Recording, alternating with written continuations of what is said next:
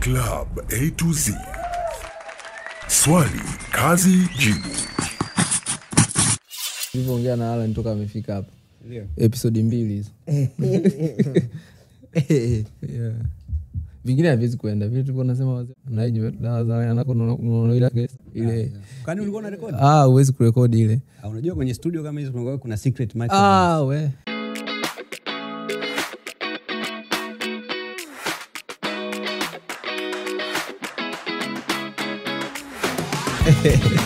Oi, Babu vipi Club A to Z? Karibu tena bwana kwenye session nyingine. Tupo kwa jamaa ambaye alianza kumiliki Wazo na sasa hivi anafanya management na ana label, anamiliki manage content creators. Yaani wewe umezoea kwamba msanii ndo anasainiwa na label fulani. Aimbe, atengeneze michuzi, lakini kuna label ambayo ina sign content creators.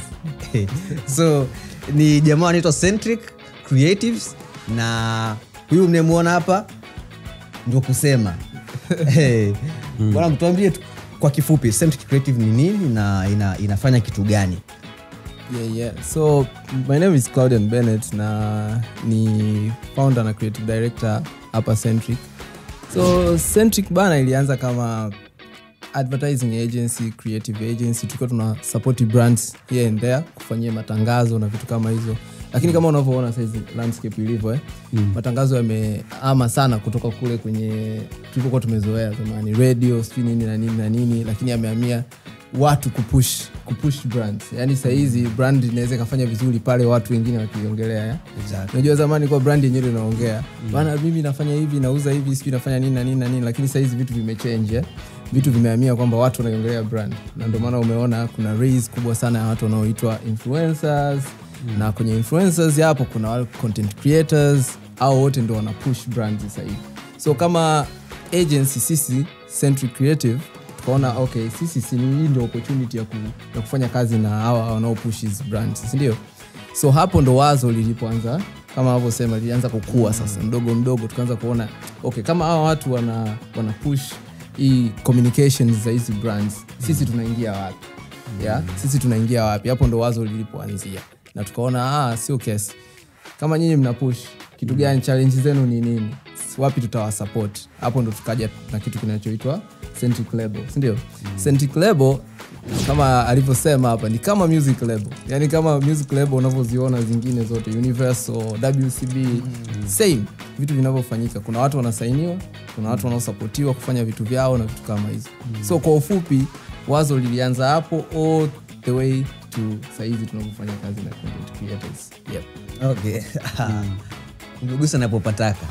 Alan, by the way, huyu jamaa anaitwa Alan Lucky. Kama vile ameshtuka hivi. Kumbe nimekaa na Alan Lucky. Huyu jamaa anaitwa Alan Lucky. Alan Lucky. Alan. Yeah. Wakati tunafanya preparation ya hii episode, nilipokuambia kwamba nimekutana na jamaa ambaye anamiliki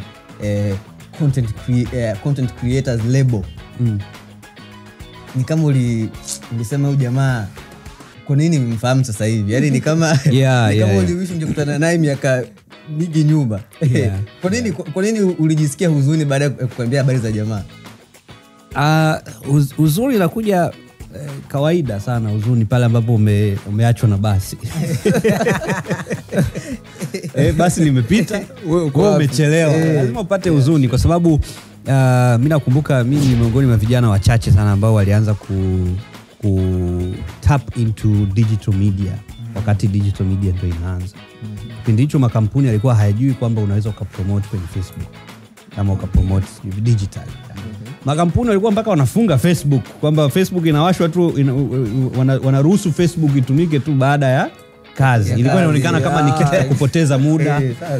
Wanaona wafanyakazi wao wako muda wote wako Facebook tu. Walikuwa hawana mawazo kwamba kumbe kwenye Facebook kuna wateja, wanaweza wakafanya matangazo. Umeona? Na wanaweza wakapata watu wengi. Yaani mtu alikuwa anafikiria kwamba ni bora waweke billboard pale Mwenge, wapitaji waweze kuliona kuliko kuweka post kwenye Facebook. lakini ukija kuangalia unakuta kwamba waliona Facebook ni watu 2,000 lakini waliona billboard yako pale labda ni watu wachache kwa mfano. Of course ni mwenge ni sehemu kubwa, inawezekana kwa muda mrefu watu wengi sana wanapita, lakini I'm trying to compare mtu aliko Mwanza hawezi kuona, lakini ukijaribu kucompare post moja ya Facebook inaweza ikakupa visibility kubwa mara 10 ya lile bango moja uliloweka pale Mwenge. Umeona? Sasa kipindi hicho mimi ni miongoni mwa vijana wachache ambao walianza kuingia huko pamoja na partners wangu wengine ambao tulianza kufanya vitu. Lakini hakukuwa na support yoyote. Mwaka gani ilikuwa? Kati ya 2011 2012 hapo ndo social media ndio ilikuwa imeanza kushika kasi. Na nakumbuka kulikuwa kuna kampuni moja tu ambayo ndio ilikuwa na deal na digital media. Moja tu hapa Tanzania. Okay, hapa Dar es Salaam. Lakini Dar es Salaam ndo Tanzania. Unaona? Dar es Salaam inaamua vitu vingi sana. Inaamua vitu vingi. Kwa hiyo sasa kama Centric Creatives wangekuepo kwa mfano mwaka huo, na labda tungepata opportunity ya kukutana nao. Na kitu ambacho nataka nimpongeze Bennett hapa ni ile kuona gap, kwa sababu Club A to Z is all about wapi katikati gap liko wapi. Tunachokizungumza tunajaribu kukuonyesha kuna gap wapi. Sasa na yeye aliona gap kwamba kuna wimbi kubwa la influencers na content creators ambao wanaweza kuizungumzia brand wakalipwa kwa kufanya hivyo, lakini probably hawana vifaa. Probably hawana motivation. Wakati mwingine unajua motivation is the biggest support. Yuko wapi? Yani wanafanya kazi yake yuko wapi? Watu waliokuzunguka ni watu wa namna gani? So inawezekana so hilo gap aliliona na ameamua kulifanyia kazi. Na inawezekana ni this is the tunaweza tukai title ama tukai brand kama the first ever content creation label in the country. Kwa sababu sijasikia nyingine ama kuna nyingine. Hiyo title ni kubwa. Kiukweli inawezekana zipo, lakini kwa ambao tunafanya nao kazi au sisi tunaofanya kazi sasa hizi I can clearly say kwamba we are the first one kwenye market sasa hizi kusema kwamba kweli tuna manage talents. Unajua kuna ambao wana manage talents lakini sio the way we are doing it. Yani kuiweka kwenye structure kwamba huyu mtu not only kwamba analipwa na sisi kufanya kazi lakini vitu vingine ambavyo vinamzunguka pembeni. Unajua kama hivyo umemention kwamba tuko na space ambayo inawasupport wao kufanya kazi zao, set vifaa, vitu vyote. Kwa hiyo yeye anachotakiwa kuja aje alete talent yake. Vitu vingine atavikuta hapa. Anaweza kupata timu ambayo inaweza kumsaidia kustructure idea zake na kufanyia kazi. Yes, kama nilivyoelezea mwanzoni kwamba sisi tumetokea kwenye creative. So kuanzia creative strategy, jinsi gani unaweza kufanya distribution ya content yako. Unajua kuna mtu yuko vizuri sana TikTok. Lakini kila akijaribu kwenda Instagram vitu vinagoma. Ndio. Kuna ka strategy kidogo kakubadilisha. Unajua TikTok anaweza kawa anaongea na watu 2-3 ambao wamemzoea. Lakini akitaka kuingia kwenye avenue nyingine kuna leta shida kidogo. Kwa mfano, kuna watu ambao walitrend tu bahati mbaya. Napenda kutumia neno bahati mbaya, alikuwa tu labda ameposti picha yake na nini, wave ilivyokuwa vizuri, algorithm sikio ikampick akawa star.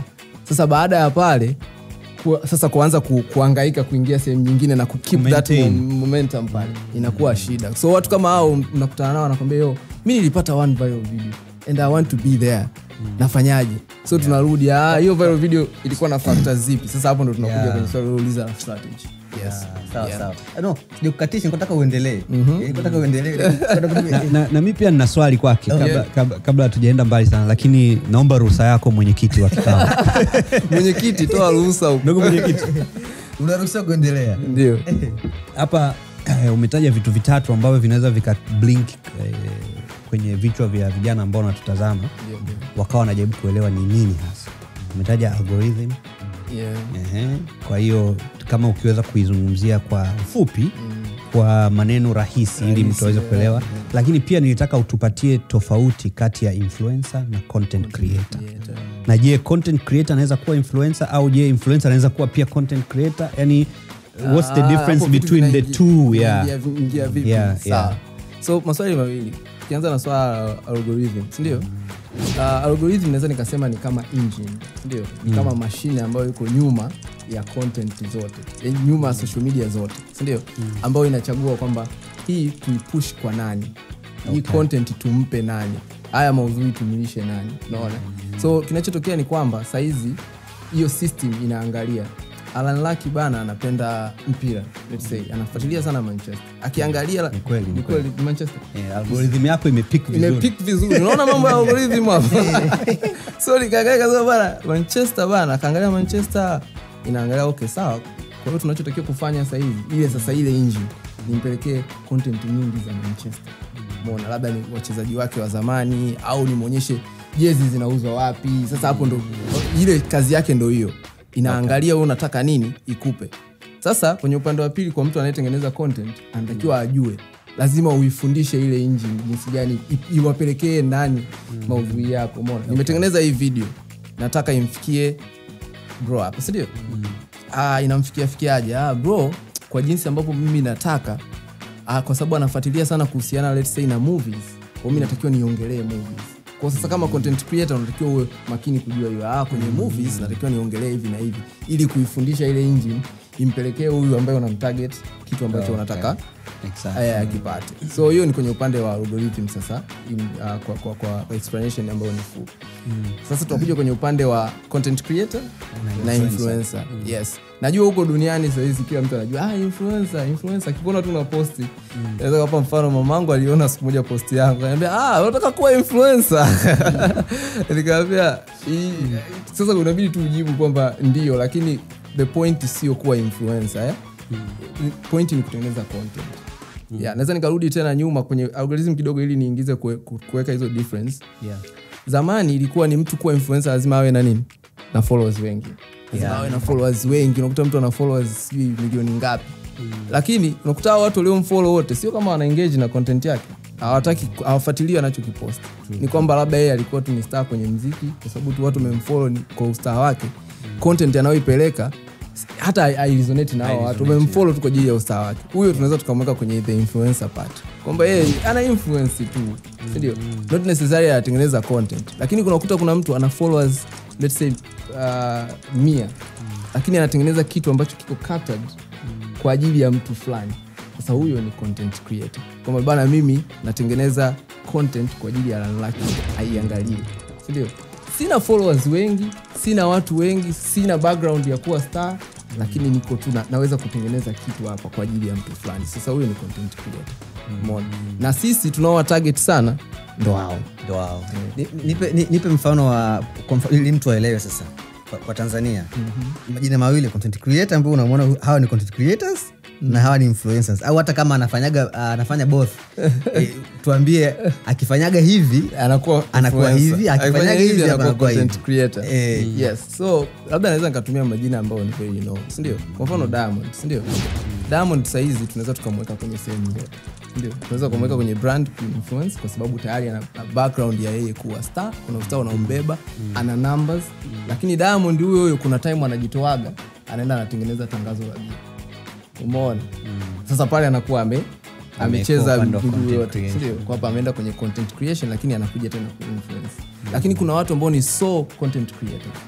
Yaani hao ni content creators kabisa. Kwa mfano naweza nikasema Idris Sultan. Sasa hizi naweza nikasema ameenda moja kwa moja kwenye swala la content creation. Ndio katumia background yake ya ustar, lakini sasa hizi tunaweza tukamtemu kwenye nini? Movie, music au nini? Haiko all over the place. Sasa ndo maana kama content creator, umenielewa Kwa hiyo yuko katikati. Mtu kama Salma Jabir ni watu ambao tunamfahamu kwa sababu alishaikuwa mtu alikuwa ni presenter, unaona. Lakini sasa hizi amebaki kutengeneza content kwa ajili ya brands. Kwa hiyo sasa hizi tunamtem kama content creator. Yes, hata Salama pia tunaweza tukamtarget. Yes. Na kwa kibongo unakuta wewe unataka kuadvertise kitu chako. Kwa hiyo unahitaji tool ambayo utaitumia kuadvertise kitu chako. So tangazo lako labda sasa labda fulani ana followers wengi. Kwa hiyo namtumia yeye kama tool tu. Yes, na I think ndo kuna uhusiano kati ya influencers na ambassadors, si ndio? Yes. Ambassador, ubalozi, mtu kalamu ubalozi wa kampuni fulani. Yeye hausiki na kutengeneza maudhui yoyote. Yeye anaonekana misura yake inatumika. Yeye anaonekana au labda page yake inatumika ku-advertise vitu vya makampuni mengine. Kwa hiyo nipitishe kidogo kwenye njia. nilipokutana nawe mara ya kwanza uliniambia kwamba kwenye ile event tulipokutana uliniambia kwamba unatafuta mtu ambaye atakuwa ametengeneza content kali kwenye hiki chumba alafu utamsign. Yes. Kumbe nyie mnafanya recruitment. For sure. Mnafanya recruitment, mnatafuta yani kama vile scout wa mpira. Yes. Unatafuta mtu. Yeah. Sio tu lazima mtu akufuate wewe. Wewe unaweza kumuona mtu. Ukamtafuta mtu, ukamwambia kwamba kuna 1 2 3. Hebu nipitishe kwenye kikao chako na huyo mtu. Ukutana naye mtakuwa mnazungumza vitu gani? Okay. Ambaye ni content creator sasa. Sawa. Kama tulivyosema mwanzoni, tunajua tulikuwa tunaongelea kwamba comparison ya hiki tuna the way ambapo music labels zinafanya kazi. Music labels kuna zinafanya recruitment kawaida kabisa, yani wanaenda huko. Kwa mfano, naweza nikatumia mfano. Tutumie Tanzania, si ndio? Hakuna mtu alikuwa anamjua mtu kama let's say Harmonize. Okay. Kilichotokea ni nini? Diamond alienda chini huko akapata kijana fulani anaimba sana, akaona huyu Chito Holi sasa sijui ndo alimfuata, ndio akaona huyu anahitaji 1 2 3 tukizibadilisha hapa huyu anakuwa star. Ndio tukimwekea kile kikozi pale mwanzoni akakoa huyu anakuwa star. So akaanza akaangalia akaona vitu gani niviongeze, investment gani nifanye kwa huyu mtu ili aje kuwa the way ambavyo vinataka. So the way sisi tunafanya ni same. Ndio maana nakwambia tunaita label. Sio tunaita label, ni label. Maana yake tunapokuwa tunaenda sehemu tofauti au online huko, wakati tunazunguka tunaangalia vitu vyetu. Tukiona mtu ametengeneza content, ana idea kali, the creative direction ya ile idea yake ni kali, the way ambavyo ameicompose, the way ambavyo ameideliver, tunaruka naye DM kama kawaida. Bana boss, tumeona hiki na hiki. Je, hiki ni kitu unataka kufanya kwa ukubwa au umefanya tu kwa sababu limetokea? So tunachofanya ndio hivyo.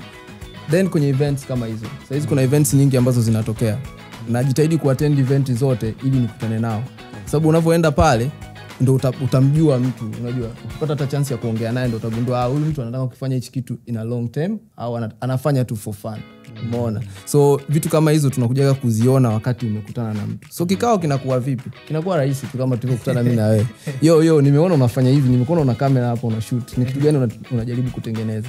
Umeona? Mtu anakuambia bana mimi nataka kutengeneza labda highlight ya hii event yote na nini. Akimaliza anamwambia aitume tuone. Tunaanza kufuatilia huyu mtu ameshoot vipi? Ameshoot je, context ya kile kitu kilichoonekana kaiweka sawa? Kama tuna plug brand hapa, inaingiaje? Voice over yake imekaa vipi? Huyu mtu anaonekana vipi? Unajua hivi vitu na vyenyewe ni vya muhimu Huyu mtu anaenda kukaa mbele ya watu, anaonekana vipi? Ndio kitu gani ambacho tunaweza tukakiongeza, unajua So tunaanza kuongea naye sasa conversations za kwamba sisi tunafanya hiki na hiki, unaweza ukatujoin tuka improve hiki na hiki. Ndio. Alafu tunaongea naye sasa kwenye upande wa brands kwamba wewe sasa hizi unafanya hivi na sisi tuna brands kadhaa ambazo tunafanya nazo kazi. Na tuna feel kabisa kwamba hiki kitu tunaweza tukakiplug kwenye brand hii na sisi wote tukafaidika. Yeah, exactly. Yeah. So conversation ndio inakuwa easy. Yeah. Kwa hiyo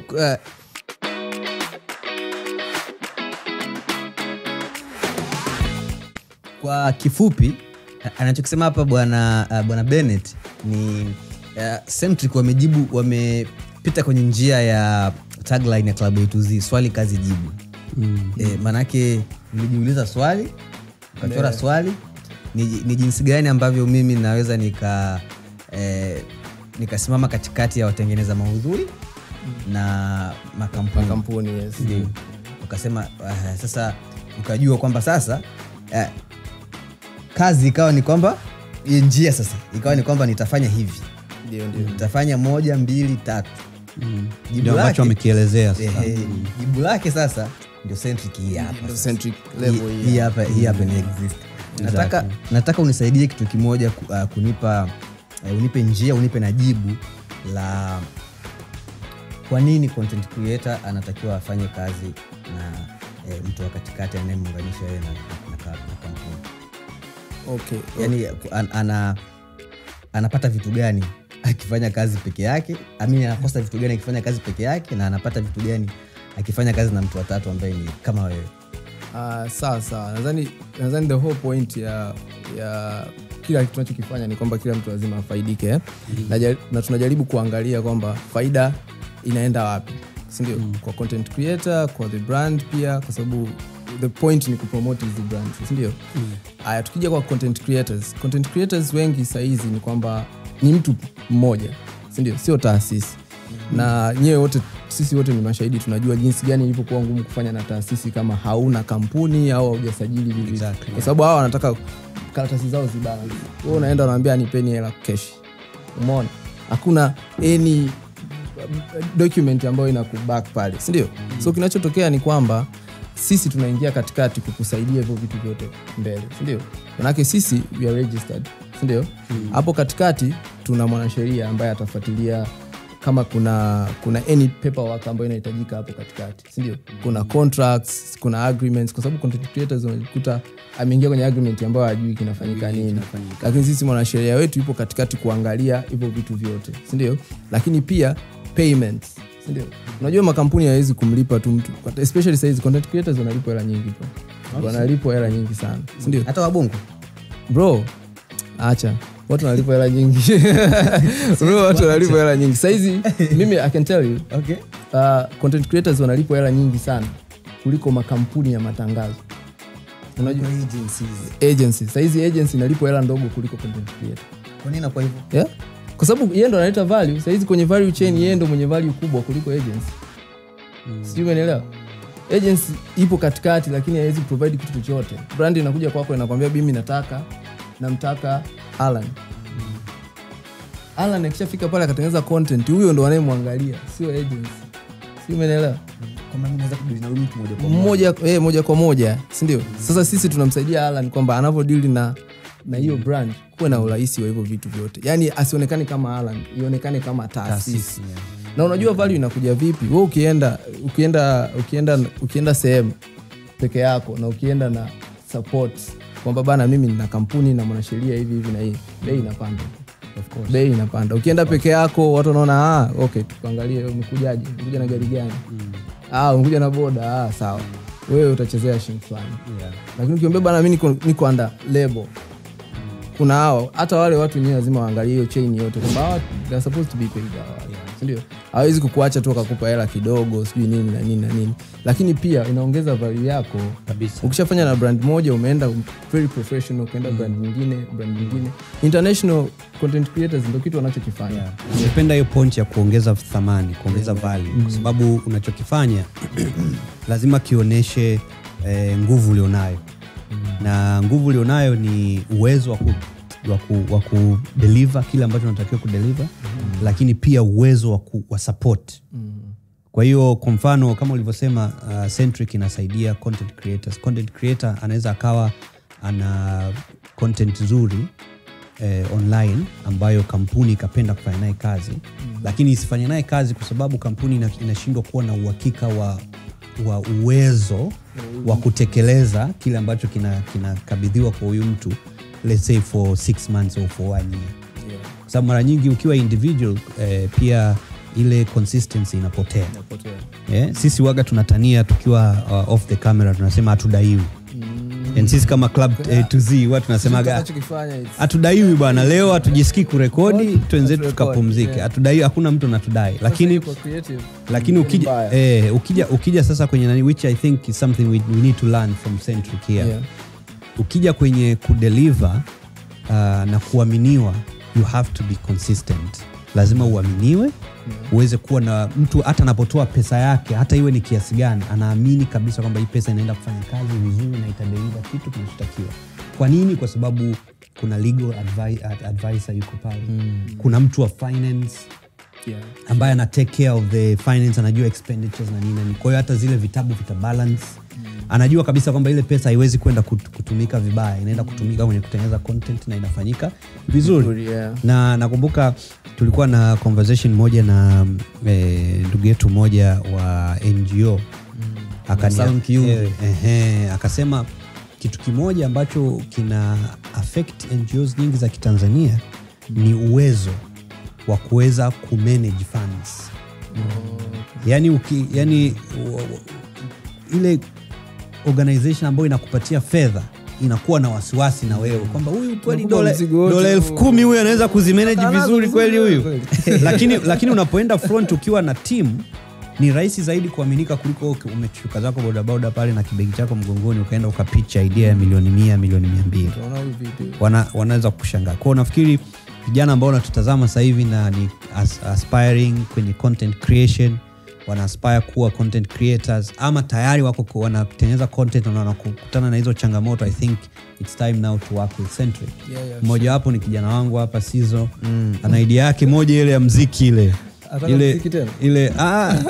ni kama anachambua muziki na hesabu zinakataa. Lakini mara ameenda kulia, mara ameenda kushoto. Unaona inawezekana Centric wakakupiga push nzuri na kwa sababu kuna space, kuna vifaa na vitu kama hivyo. So I think mwisho wa siku sisi kama Club A to Z tunajifunza pia kutoka kwa mtu kama wewe, lakini pia tunatengeneza nafasi. Yani ni kama mimi napenda kutumia mfano wa sahani. Yani ni sahani ambayo ikikaa hivi wewe unakuja unaweka msosi na mwingine anakuja anakula, anashiba. Yani unachokisema wewe leo sasa hivi hapa ni msosi, ama tunavyosema ni kisima cha maarifa, umeweka maji, watu wanakunywa, wanaweza kuelewa na nini kinachoendelea. And I think it's very important kwa wewe mwishoni pia kusema mawasiliano yako labda na unapatikana vipi, na nikiweza pia kuongezea kwenye ile ambacho ulisema kwamba mashine yako inavyofanya kazi ni kuzurura. Unazurura online na pia unazurura physically kwenye events kuweza kukutana na content creators. Maana yake ni nini? Unatengeneza opportunity ya content creators pia wazurure kwenye hizi events ili waweze kukutana na wewe, kwa sababu kama wewe ni content creator lakini maisha yako yote yako tu pale Kimanzi Chana, hatuwezi kukutana kabisa. Ingia kwenye nyumba ya kila mtu. Umeona? Kwa hiyo ondoka pale ulipo, zurura, ingia mtaani, kutana na Centric, kutana na kila mtu ambaye anaweza kukupatia nafasi. End of the day kutana na support ambao unakuwa unahitaji. So sawa. Kijana leo unaonekana kabla ya kuja hapa umeamkia kwenye apartment za Havana Properties. Kabisa. Vitu vinavyotoka wewe unapata utulivu wa nafsi kutoka kwenye usingizi bora. Apartment za Airbnb za Havana Properties. Na kwa msaada wa sound kali kabisa ya Bwana Sokonoga, dunia inakusikia vizuri kabisa. Yaani wewe maisha umeshayapatia. Okay, so tupige swali kazi jibu nyingine kwenye upande wa corporate na ownership. Music labels za Tanzania na duniani, changamoto kubwa ni kwenye umiliki, kwenye haki miliki ya zile kazi ambazo msanii kafanya. Napata hofu pia. Hii label kwa ajili ya content creators ni fursa au ni mtego mwingine ambao mtu ajaye ambao akijaa atapigwa tuumiza vibaya sana? Umiliki wa maudhui ukoje? Kama unaweza kutufafanulia kwamba content creator yeye akifanya kazi yake anakuwa salama au labda anakuwa kwenye hatari kiasi gani compare na kwenye muziki? Okay, labda nirudi nyuma. Hapa kuna utofauti kidogo. Hapa kuna utofauti kidogo sana. Kwenye content brands ndo zinazo decide most of the time kwamba wanataka kutumia vipi content yao, na hiyo ndio inakuja kudictate shingapi mtu atalipa. Umeona? Kuna brands wanakuambia bana, sisi campaign hii tunataka kurun kwa miezi 6, na miezi 6 yote tunataka huyo content creator awe anatengeneza content, na hizi content zitatumika ndani ya hiyo miezi 6, ndio.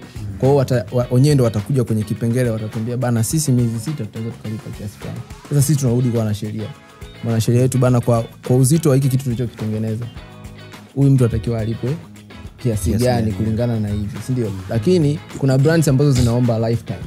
Sasa hii lifetime ndio inaletaga shida. Okay. Hii lifetime hii ndio inaletaga shida. Kwa sababu brand hapo kabla hujaendelea, yani nataka nielewe unapozungumzia lifetime, yani ni kama unalipwa mara moja lakini ile content inatumika milele.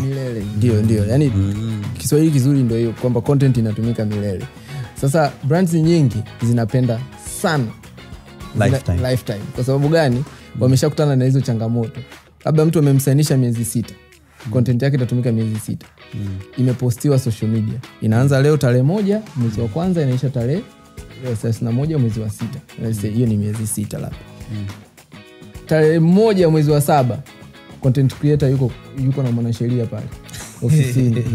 Mbona bado iko social media?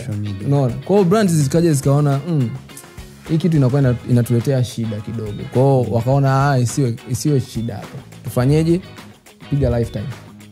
Maana sisi tukikuposti leo hatutakuja kuifuta hiyo post yako. Au kama ni content hatutakuja kuifuta. Sasa hizi kuna kitu kinaitwa kucollaborate kwenye content zile. So wewe unaweza kaifuta on your side kwa sababu contract yako imeisha, lakini kwetu itaendelea kuwepo, si ndio? Na siku tukitaka kurefresh campaign kama content yako ilikuwa kali sana, tunatumia na hatukulipi. Maana hapo mpunga wake inabidi uwe pia ni wa lifetime. Maana unauza haki za kimaisha. Lifetime inatakiwa iwe na lifetime package. Sio mchezo. Yaani lazima nje na sasa hivi ni vitu sasa ndo tunarudi pale. Content creators wengi ni vitu ambavyo pengine hawavifuatilii. Mtu anaenda kwa sababu ameshawekewa pale milioni 40 peji ya kwanza. Peji ziko kama 15 hivi. Anaona mimi niende peji ya mwisho. Anaona milioni 40 inatosha. Imeshanisomea peji zilizobaki. Kuwe na lifetime. Kuwe na miezi 6, milioni 40 ni nyingi. Unaona? Anaona anamwaga wini. Baada ya miaka 2-3 ambapo milioni 40 pengine ameshaimaliza au value ya ile milioni 40 imeisha. Anaona mbona hawa jamaa wanatandika content yangu online, nikawadai tena. Hapo sasa ndio wenyewe wanaenda kwenye papers. Wanachomoa ile paper 14 hivi. Naonyesha ulisoma hii. Usiwewe tajiri. Tajiri ndo anashangaa vipi. So kinachotokeaga ndo hicho. That's the reason rudi pale. Sisi tuna watu ambao watasoma page hata ziwe 50. Kwamba bana make sure kwamba mtu wetu yuko safe. Kwa sababu tunachotaka ni advantage apate yeye na pia atoe. Lakini mwenyekiti samani, lakini nafasi yako kuuliza swali. Karibu. Lakini Bennett, ndio naangalia uhalisia wa brand za Kitanzania na makampuni ya Kitanzania. Ndio. Yako tayari kumwaga mpunga wa kuelewa, kwa sababu unajua lifetime is not a joke. Ni kweli. Kwa sababu kama ni content nzuri, umetuambia hapa kwamba content creators wanalipwa zaidi kuliko agencies. Labda ukiangalia kwenye labda ukipiga hesabu jumla ya fedha inayotumika kwenye matangazo mwisho wa mwaka, labda pesa nyingi inakuwa imeenda kwa content creators kuliko kwa agencies, lakini hawa ni wengi. So langu ni kwamba je, hizi kampuni ziko tayari kwa mfano kukaa chini na content creator kujaribu kuthaminisha content inayoenda kutengenezwa for the rest of his life sasa, na kutoa mpunga unaotakiwa kwa sababu huo ni mpunga mrefu sana. Sasa unakuwa umeuza kama maisha yako yani. Sasa for that yani ni kweli hatujafika level, naweza nikasema hatujafika level ya brand kulipa lifetime. Huo ni ukweli. Yaani hiyo hata Tanzania sugar coat brands bado hazijafika level ya kulipa lifetime. Unajua kama ulivyosema kununua lifetime license ya content sio mchezo. Maana mimi vizazi vyangu 4-5 vitakuta tayari nimeshafanyaje, nimeuza content yangu. Unaona? Lakini tunaelekea sehemu nzuri.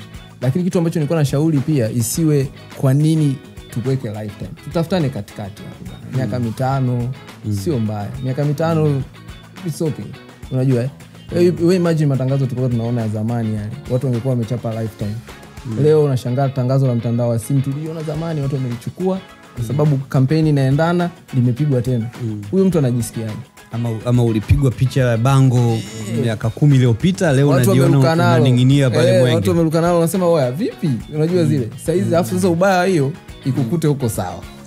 Ikikukuta kidogo upotee. Unaona tena ndugu wanakupigia tumekuona Mwenge huko vipi? Wanaokudai ndio wanakutafuta. Mimi nilimwaga wino kitambo. Wewe nilimwaga wino kitambo. So hichi ni kitu ambacho kiende pote. Hata sisi tupo katikati hapo kujaribu kuiweka hiyo sawa kwamba brands zisiwalalie sana. Wenyewe wamejiangalia sana kwenye upande wa the lifetime part kwamba itakuwa na more advantage kwao, lakini kwa creator ndio kama unavyosema haijakaa vizuri. Tukutane kati miaka 5, 3 acha kutumia content ya mtu kwa sababu najua hata relevance inaweza ikawa sio sawa. Tusiangalie tu kwenye side ya kuwa safe, but tuangalie kwenye side pia ya hichi kitu kina make sense kweli hata kibinadamu, kama tunavyosema kibinadamu ina make sense. Tutafika, lakini tukutane kati.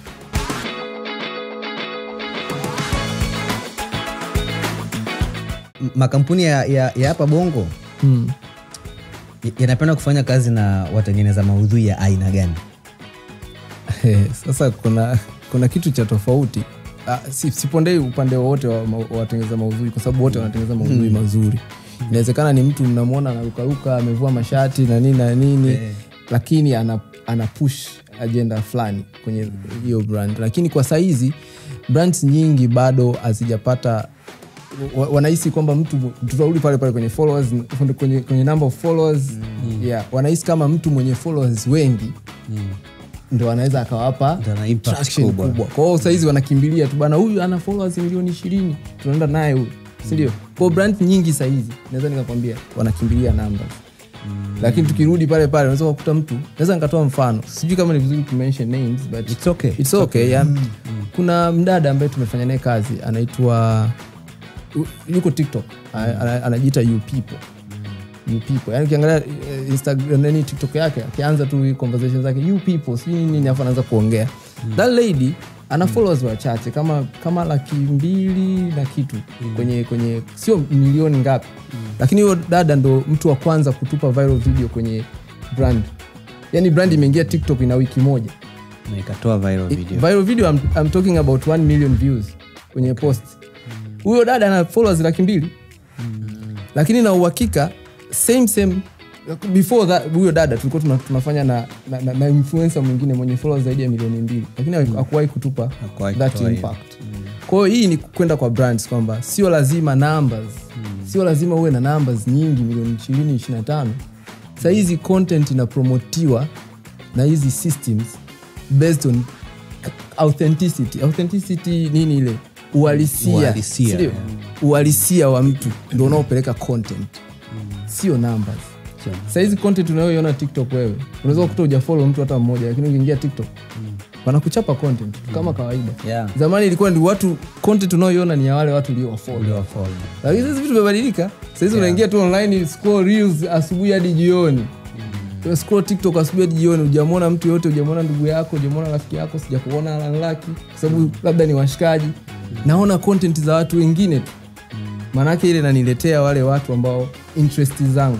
Kwa naweza nikawa na followers wangu wachache tu 300,000, 200,000, lakini impact nitakayoipeleka kwa brand ni hatari. So mimi ni wito tu kwa brands kwamba wajaribu kuangalia huyu mtu ana how authentic yuko na hiyo brand yao, jinsi gani hiyo brand na yeye zina connect. Wadili naye, sio wadili na numbers kubwa. Let me ask you, kuna science behind, kuna formula ya kufuata ama hivi vitu wakati mwingine ni bahati tu? Kwa wenyewe wataalamu, niambie very honest.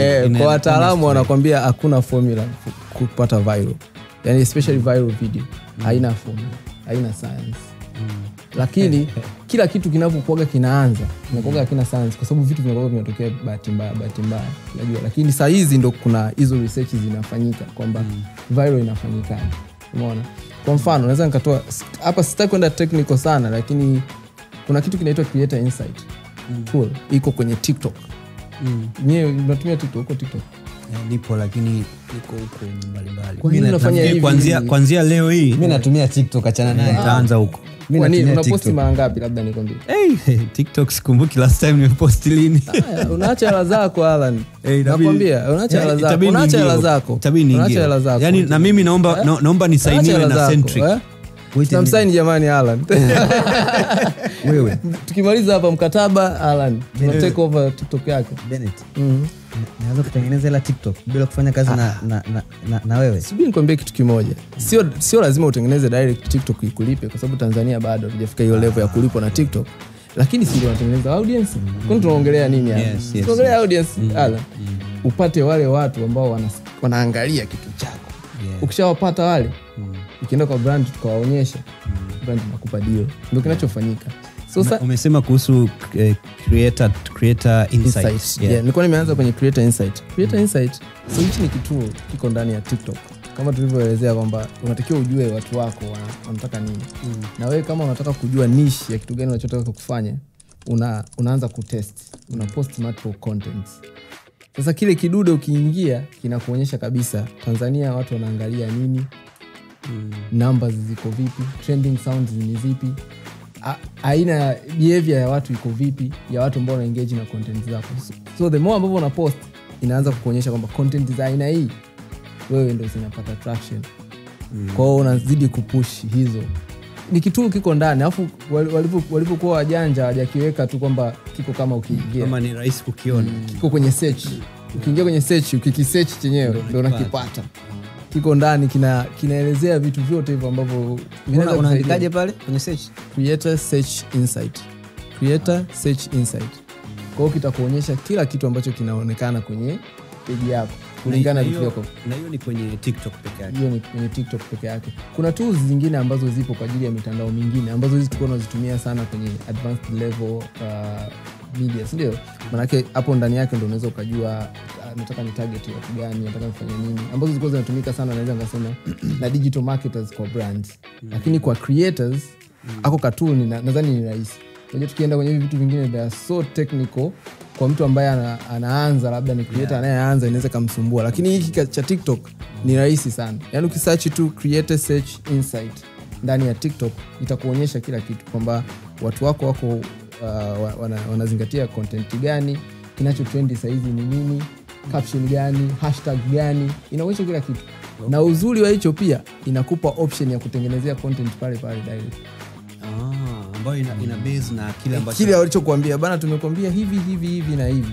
Kwa unachotakiwa kufanya wewe ni pale ina prompt kwenda kwenye kamera au kwenda kwenye gallery yako kama una hiyo content tayari tengeneza. Kwa una upload moja kwa moja. Kwa hiyo kuna kitu nikisema hapa kuhusiana na kutest. Na nakumbuka nilikuuliza swali kwamba kuna sayansi hapa nyuma ama kuna formula yoyote. Kwa hiyo hapa naona kama tukisema formula nafikiri tumeshaanza kupata jibu kwamba wakati mwingine ni testing. Kwamba unatengeneza aina tofauti ya content. Ndio. Alafu unazisikilizia unaona ipi ina perform vizuri. Ile ambayo unaona ina perform vizuri unaitengeneza zaidi. Ni kweli.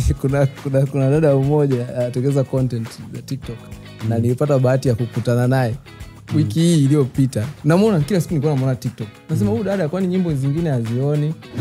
Dada anatengeneza content yake. Unaona hii Minister of Enjoyment. Anadhani ana content mia za hiyo Minister of Enjoyment. Abadilishi location, abadilishi chochote.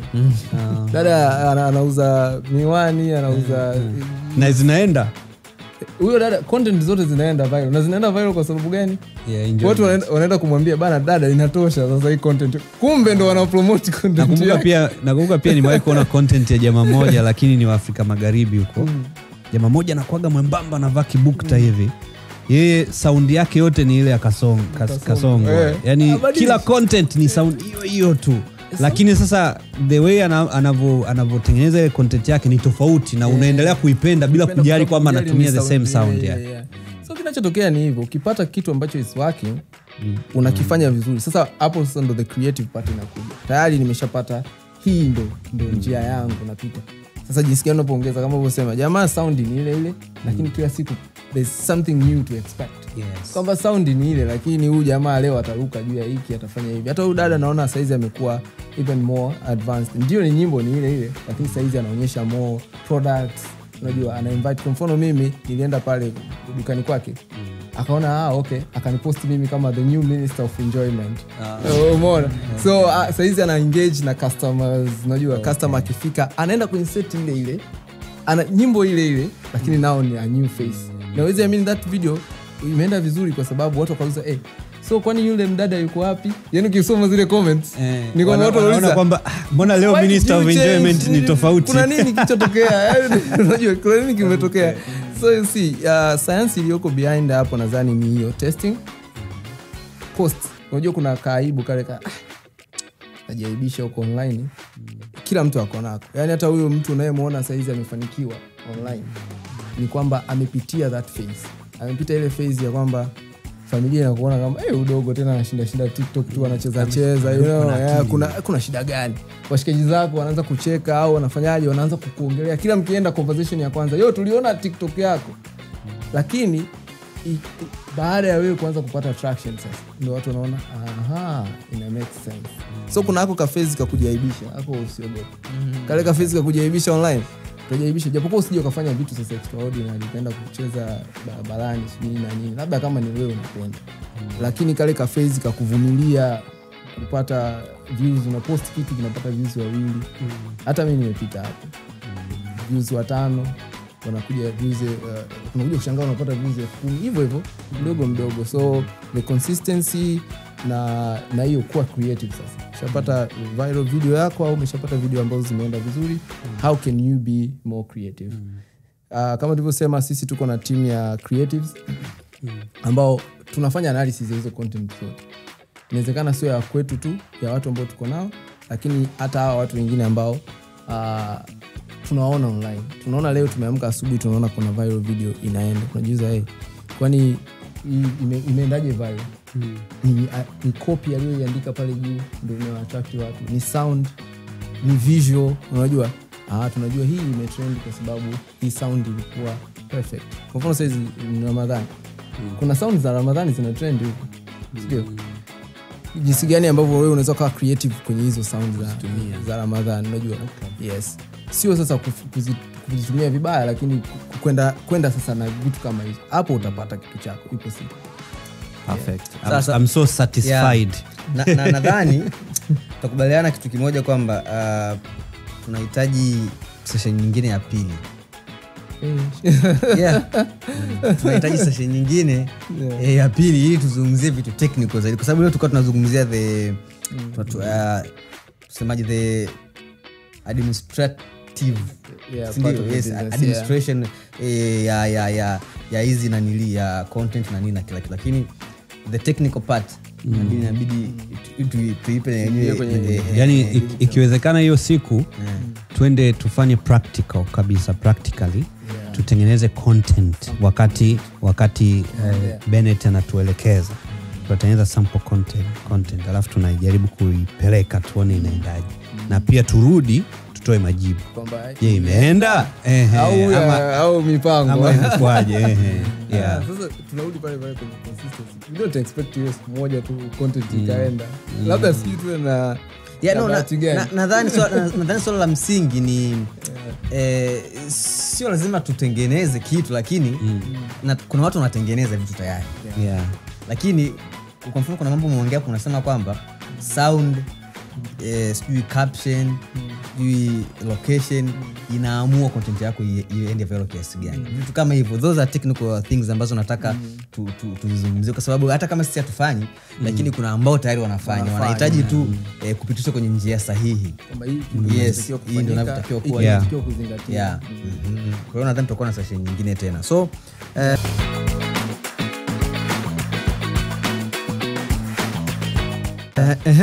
kwa hiyo DM ziko open bana. Kama wewe ni content creator na unaamini uko na talent na vitu ambavyo tumeviongelea, do you think kwamba unaweza ukafit in, DM ziko open. Unaweza ukaja hapa ofisini, sijui kama ni vizuri kutaja location, but unaweza ukafika, tuko Millennium Towers. Ukifika Millennium Towers chini kule ukiuliza kampuni ya matangazo ya vijana, kwa sababu wao wanatuona tunavyoingia, tumebeba makameras nini.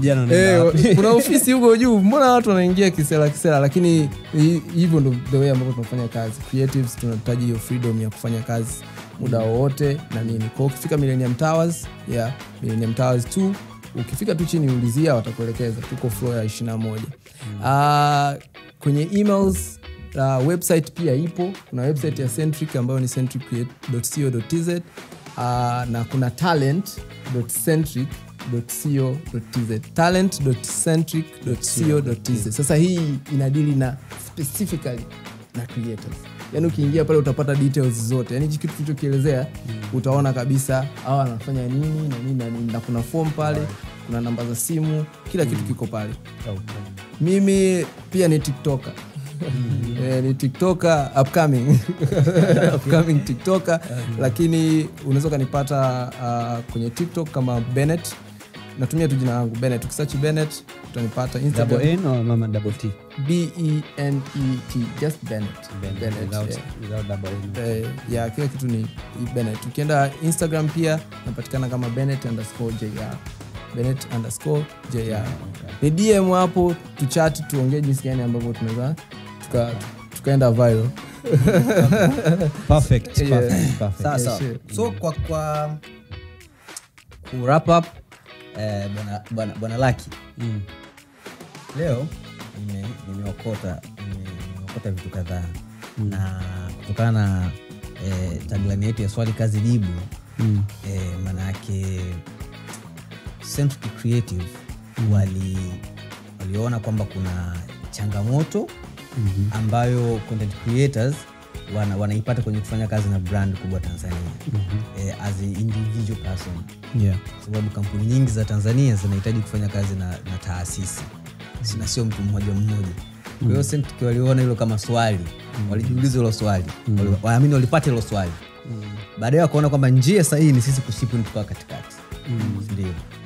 Sasa majibu yake ni kwamba content creator atafaidika, anafaidika, anatengeneza michuzi badala ya tu ya kuwa anatengeneza maudhui, na akigonga hodi milango haifunguliwi kwenye makampuni mengi, yanafunga milango. Kwa hiyo password ya kufungua milango Centric wanayo, wameipata, na ndio jibu sasa. Ndio lishapatikana. Njia ile pale, jibu ndio hilo hapo kwamba ukija kwetu sisi tunaweza tukakurecruit. Wanaweza kukurecruit, wanaweza wakakwambia kwamba wewe una uwezo wa kufanya 1 2 3 au kwenye hicho unachokifanya unatakiwa ufanye hivi na hivi na hivi na hivi. Dili imekuja, maana yake kile ambacho unakifanya, kwa sababu unajua tunaweza wakadhani kwamba nakuja kufanya matangazo. No, yani kile ambacho unakifanya wewe ndio kitatengenezewa namna ya kufit in kwenye biashara ya kwenye biashara ya mtu mwingine. Kwa hiyo maana yake jibu lishapatikana. So nadhani tuko na sisi mpoa sana leo. Kabisa mimi nimefurahi. Kwanza nimekutana na Bennett. Usikute tumeshakutana huko nyuma, lakini naweza nikasema ni kwa mara ya kwanza. Ameniambia alikuwa Mwanza huko kata ananiona kwenye TV. Kwa hiyo back in the days.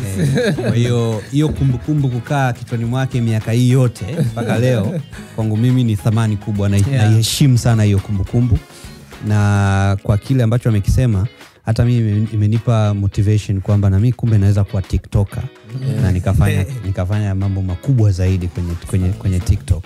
Lakini kwa malengo ya Club A to Z, jifunze, madini yako hapa, na kila wiki unapata madini tofauti. Yanaweza yakawa yanaendana na industry ulionayo ama yasiendane na industry ulionayo, lakini hapa ni sehemu ambayo unapata buffet. Yani unapita unaokota kisimani hapa. Unaokota kile ambacho unaona kinakufaa na kinakusaidia kwenye maisha yako, kwa sababu end of the day sisi vijana ndio tuwe mstari wa mbele kwenye kutatua matatizo. Sisi ndio tuwe problem solvers. Kama mtu anaona biashara yake haiendi, kijana awe mstari wa mbele kumsaidia ile biashara iweze kwenda mbele. Kama nchi ina matatizo mazito, kijana awe mstari wa mbele kuweza kuyatatua yale matatizo ya kinchi.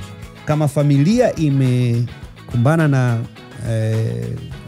changamoto ya hapa na pale, kijana wa ile familia ndo awe mstari wa mbele kuweza kutatua matatizo. Kwa hiyo stay with us, Club A to Z, to follow pia kwenye mitandao ya kijamii, na tunakuja kwa nguvu huko kwenye TikTok.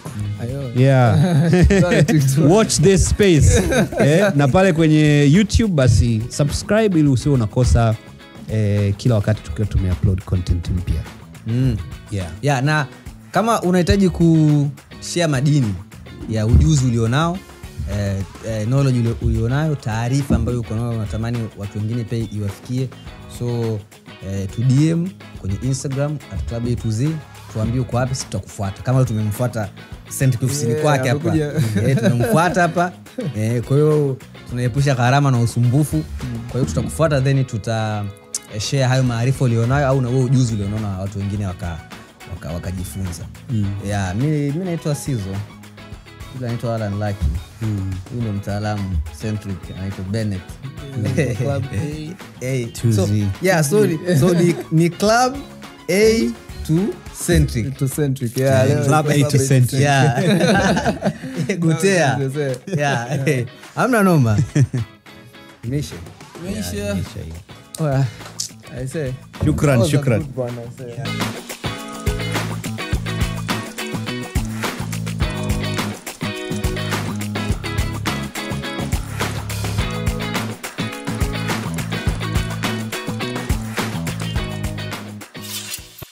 Club A to Z.